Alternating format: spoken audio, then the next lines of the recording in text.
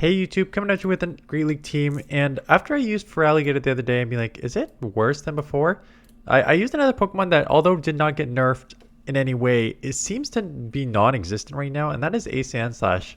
So, I know there's a lot of flyers, and Gligar, which is double weak to ice, and Jumpluff, double weak to ice, and just Mandibuzz, and all Galarian Moltres, so lots of flyers that is weak to that. You got a couple fairies, which you resist as a steel. So I'm like, why isn't it being used as much? So I used it. Again, IV is not amazing because it's a shadow. That's all I had. But I don't know. I didn't find it super amazing. I think it's because a lot of things also, like here's where I think there's other Pokemon that can now do what this Pokemon did before. In particular, I'm thinking about Shadow Scizor. Because Shadow Scizor, if you look at this, Powder Snow doesn't really put on any fast move pressure. And you got the Ice Punch and Drill Run. But Shadow Scizor puts a lot of pressure on with that Bullet Punch. And then the Night Slash still comes at 10 as well. And yes, it's Glacier and it plays different. But with that Steel typing, it kind of plays like, why would you use Sandslash when you have a better answer, I think, in Scizor? Anyways, you are double weak to ground in the back. It did cost me at least one game there. But let's take a look. So Steelix lead. They go straight into Wiggly, which is interesting. So here is your Steel answer. Going to throw off one Drill Run in case they do. Icy Wind would be double resisted, but Swift is also resisted here, so I don't know what they're going to throw. So I'm just going to throw this right away to make sure I get a move off before they potentially lower my attack. So here comes the Icy Wind. There, that's kind of what I expected. So I'm glad I got out first, able to farm down, come out with some energy. The Steelix comes back in. Got at least one Drill Run. I don't know if I'll make a second, but Ice Punch is neutral because it's half ground. Looks like I will make a second, so let's see if they decide to shield. I should have maybe come Drapion here now that looking back at this, because I come in Dusknoir, I'm like, this thing potentially has Crunch, I'm Glassy. This team is lacking some bulk too, so I don't think I'd use the same team again, but I think it still has some play. But yeah, I think you need a little more bulk and maybe not the double ground weakness in the back. I'm going to shield up an Icy Wind here. Steelix doesn't really put any fast move or charge move pressure on this, and they eventually top left here. Okay, Dusknoir into Gligar. So going to play this out. Fury Cutter is resisted. They still have not thrown, which is fine. That lands, does not take out. I assume they're only going to get to one move now. So maybe they could go back-to-back Aerial Ace, but they do go Jig, so we'll be able to take this down. And out comes a Blastoise. So let's see what I decide to do here. Get into Drapion once they, yeah, I guess so. And this is where the lack of bulk is coming in, right? Because all these Pokemon kind of need shields. So not fully thought through when I put the team together. So here comes a Crunch. They're likely to shield because they're close to another Hydro Cannon. And get the Defense Fall, so I'm just going to throw, I assume they're going to get to a move. They're not going to assume, they're going to get to a move before I get to the Crunch. So I'm just going to try and ship here with Aqua Tail, and I do, because that now puts it in Astonish range, so that is very valuable. And they have Jellicent in the back, so chip this enough to get it to just over green here. Maybe stay in one more. Yeah, I want to just trip it to make sure that it is in drill run range. I assumed one Shadow Ball wouldn't take me out, so I'm like, okay, they're probably just going to go Surf here. So there's the Surf. Here comes another move, so I have to shield up this. And I need to take this out, but maybe want to come out with some energy here. Nope. How much? Do they have any Pokemon left? Here comes Drill Run. Do they have anything left? They have two Pokemon left. Why did I dump so quickly there? Powder Snow takes that down, and then I guess they're dead. Yeah, okay, they get fast move damage for the rest. Primeape. So we will play this out. I'll take the first Rage Fist because you'll live and you don't want them to boost and then outpace to the next one. And they come in with Clodsire. So kind of a little slow on the swap here, considering they potentially get to Earthquake. So it is just a Stone Edge here. I'm hoping Drill Run is enough to take out, but if I remember, it's not. And then that energy advantage that I gave them comes back to haunt me. Yeah, 1 HP, and now they get to move. And now this comes back to haunt me. The house slow, so I lose a shield and switch. I do have a ton of energy here, but not what you want to do. You want to be quicker on the switch. And this is the only problem with someone who switches their team every 10 matchups. It's tough to get into a rhythm, and it's tough to know all the matchups. I suggest, honestly, if you find a team and you understand the matchups and you're not getting like a new meta that walls you, I say you play that out as long as you can, because you'll have a better understanding of the matchups and when to switch out, when to get in, all that. Yeah, and it'll just be better. So I think the me switching every 10 games really throws off like my ability to know the matchups. Okay, so Primeape, I'm going for the full farm down, assuming that I'm going to need multiple crunches for the Credilli. Here comes the first one. But unfortunately, they bullet seed me down, which is brutal, and will take me out here.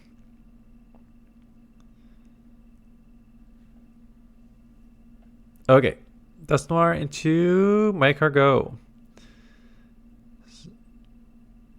So kind of a weird one in the fact that we're both going to get to our charge move at 15 here. So what are we doing here? Yeah, so stupid mistake. What am I doing? We're both getting to it at 15. I should just be going to 18, which is one more Astonish. I should not be going to 21 here and burning that shield. And then they get out into Chestnut. So don't love that. Coming in Drapion because I already burned a shield. And this thing has superpower, which will one-shot Sandslash. So I have to just kind of come in here and take it neutral there. They did throw it, so hoping that Aqua Tail, after a lowered attack, lowered defense, puts it in, actually both, puts it in range, and it does. So take that out there, and it is Annihilate in the back, which is unfortunate. So Sandslash, so dusknoir, how much energy does dusknoir have? Well, they let it go, so I may actually just come in and, yeah, and so Sandslash has no play because I'm double weak to fighting and I'm double weak to fire. And they have a fighter and fire left. So I don't know how I'm going to get out of this one. The short answer is I'm not. Sandslash, I guess there's actually a lot more fire this time around because there's more steel. So more steel means more fire. So you have two double weaknesses. A double weakness to fighting and a double weakness to fire. On top of a weakness to ground. What else you got a weakness to? Just those three? I think just those three. But yeah, it's those double weaknesses are killers. And they were always killing in the past, so you always kind of cover your fighting weakness. Whenever you use this Pokemon, you just cover your fighting weakness. But now it's kind of like an evenish, like there's half fighters, like there's like 50-50. I'd say there's like almost an equivalent amount of fighters as there are fires at this point, because there's not a lot of fighters left, and more fires, but you kind of got to cover both in that one. When the team has a fire and a fighter, you're just kind of screwed. So Mandiba's here, not able to take out with one Ice Punch, so I'm gonna have to shield up this second Dark Pulse, try to commit to the farm down. I'm probably not gonna get it, so I'm gonna have to throw.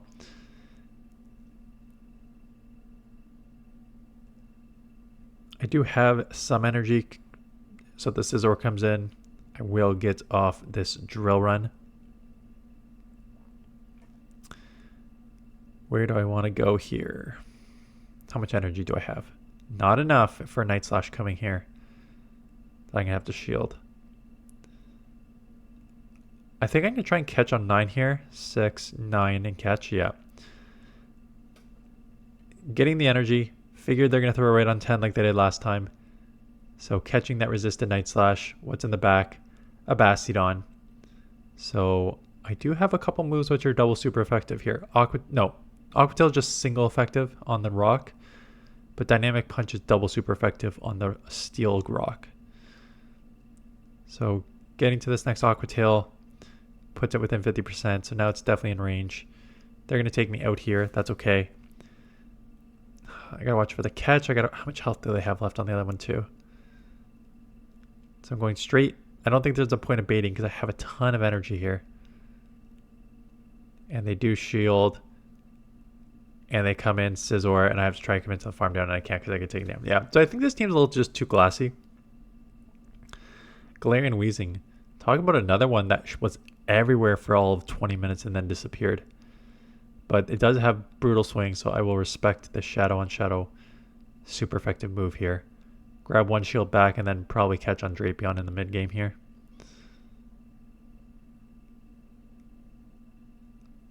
So successful catch on Drapion here. And they have Galarian Moltres. So that's okay. Sucker Punch is resisted. They'll get to the flies though, and only one fly will take me out. So they could maybe overfarm because I'm going to take like 3 Aqua Tails. But you know what? Okay, that was actually quite quick. We take that.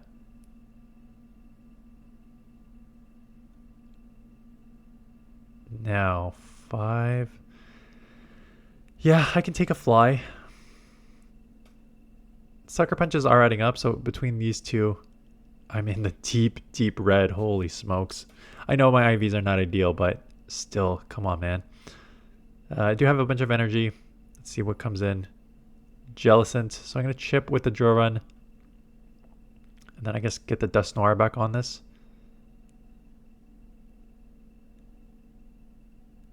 Commit to the farm down. Yeah, that's exactly what I'm going to do. I'm going to shield and just commit to the fast move takedown here. Come out with some energy. Galarian Weezing back in. But I caught a Brutal Swing on the last one, so I think I should be able to outpace here. Hopefully. I do outpace. And now it's an Astonish versus a Hex. And that Astonish has got to overpower the Hex here. And that's exactly what happens. Do take it down with the Astonish. Dedenne. And so this is what I'm talking about the Pokemon that seem to be better with a lot of 10-turn moves. And this is what I noticed this season. I'm going to go a little off script. Sorry for the subscriber that does not like that. But I think this is valuable. For Alligator and Sandslash, what made them so valuable, on top of like Sandslash has some typing, like strengths. Like it's got its double weaknesses, but it's got some strengths too. But what made a lot of Pokemon in the past very strong is their spamminess, right? You can get to these Ice Punches in 10 or Drill Runs in 12. You can get to Hydro Cannon in 10. That made these Pokemon very strong. That's why Drapion's so strong, right? You get to these Aqua Tails in 8 and you get this Crunch in 10. So even if you lower Crunch, you're still getting at the pacing, which makes this thing incredibly difficult to go against. What I've found now is that with the buffs this season, there's a lot of Pokemon that are spamming in 10 that are now very, very strong, right? So let me just bring up PV Poke. Again, I don't know why I don't just bring this up at the beginning like I always do, because I always have a thought that I need to check here. Okay, so let's look at some of the Pokemon that got buffed that are very good. Gligar with Fury Cutter got the Aerial Ace in 10, Dig in 13, but that in 10. You have your Golisopod, rank number 11, Fury Cutter, X-Scissor in 10, Aqua Jet in 10. You have your Samurott with Fury Cutter, Hydro Cannon in 10. You have your Dedenne, Parabolic Charge in 10. You got your Scizor, which I mentioned, that gets to it in 10. Of course, you got the Primeapes that get to it in 8 and 10, which make those very valuable. Fret with Swift and the Sucker Punch Swift combo. So I think what's changed on top of those Pokemon that have maybe the meta's evolved a bit, so they're not as useful. I do think that the amount of Pokemon now that have this spamminess to be on the same level of some of these Pokemon of the past here kind of make these other Pokemon irrelevant between that and like the meta change. So Sableye spams foul plays. I haven't seen a lot of Sableyes recently, but those spam foul plays at 10 now. Blastoise gets 12 and then 9s on the Hydro, right? So there's a lot of strong, spammy Pokemon in this meta. And I think that changes some of the matchups. Speaking about spammy, this one at least has Sucker Punch, so it's getting to these Paraball charges a little slower. But they want to just boost their defense as much as they can here. So going to throw it one more time. I'm going to try and get off a crunch here, assuming they're not going to get out of this matchup after they've boosted their defense a couple times. And I guess I was wrong. And do get to the Shadow Punch here to take out the Lapras. Lapras is going to be on my next team. And then Astonish down. Corsola. So I'm going to beat this thing to the Shadow Punches versus the Nightshade. And I know I'm going to win CMP, so I'm just going to go straight for CMP here. I believe they let it go, but it does not take out. And then that just means it's a very easy shield and keep switch for me here. But again, when you're down a shield and your back Pokemon kind of need shields, don't love this strategy of this team, which I've already mentioned. And it's a Gastrodon, so this is pretty much a top left. Do not know how I'm going to get out of this one here. I'm going to instant swap into Drapion. Just going Aqua Tail because they have 2 shields and a Crunch is threatening to them. So I figured that I could just like spam some moves here.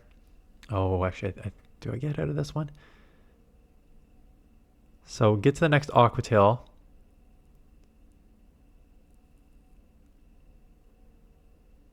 Take them to the red. I'm going to force energy. No. Oh, it's Scizor, right? And this is the problem, right? We have a fast move damage move and Bullet Punch that's actually adding up where Powder Snow is not. And they're going to win CMP. And we get to the moves at the same time. Why use Sandslash? Why use Sandslash when Scizor is right there? I do make a catch to potentially give me a small glimmer of hope. But I need this drill run, and then I'm probably just going to get Mud Slap down here. So I don't think it's enough hope, but yeah, I don't think there's a point to use Sandslash right now, not in the meta. Even though there are a lot of good answers, like if you get one of those double weak to ice flyers there, you're in a pretty good spot, but unfortunately not in these battles here. So yeah, tried Sandslash will come at you. I got at least one more Lapras. I know a viewer submitted, but there is Great League again next week. So it is Great League and a limited cup. That limited cup is Fossil Cup. What is Fossil Cup? Besides a cup that we're going to skip. Water, Rock, and Steel. Okay, so we're not doing that. Probably. I'll do top teams for that, but I imagine most people are going to want to play Open Great League. Maybe we'll do like one Fossil Cup team, but for the most part, we're just going to stick to Open Great League. So please submit your battles. I will gladly showcase a bunch of them next week. Fossil Cup, yeah. Okay. Anyways, that is it. Hope you're having a good weekend. Thanks for watching, and I will see you guys in the next one.